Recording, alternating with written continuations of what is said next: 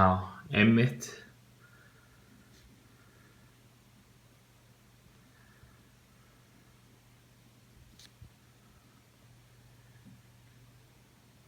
Já. Það er McDonald's að koma til Íslands. Hvað kemur til? Vilt þú segja það?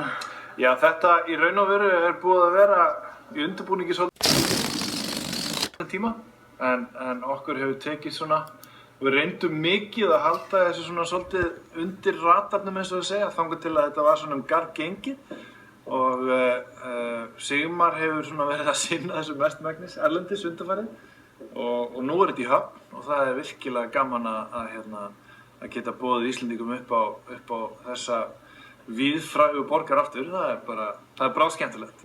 Nútíminn, hann bara segir að þetta sé aprílgabb. Góðan daginn, takk fyrir að leyfa okkur að koma. Hvernig fannst þetta skattaskjól? Herðu, við fengum ábendingu um þetta hjá bara Minjastofnun. Þannig að við vorum sendt á vettvang til að kanna málið. Og hvernig lítur þetta út?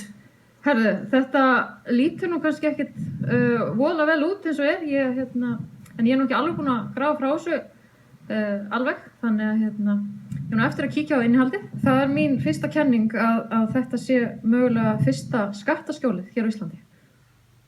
Hver man ekki eftir þessari mynd sem kom út 1986 og hét April Fool's Day.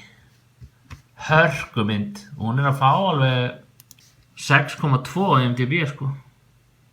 Það er nú meira en margar aðra myndir.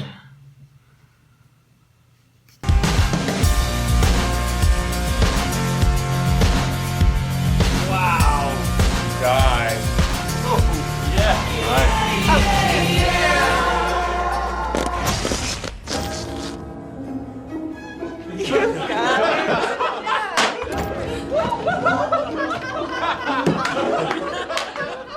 April Fool.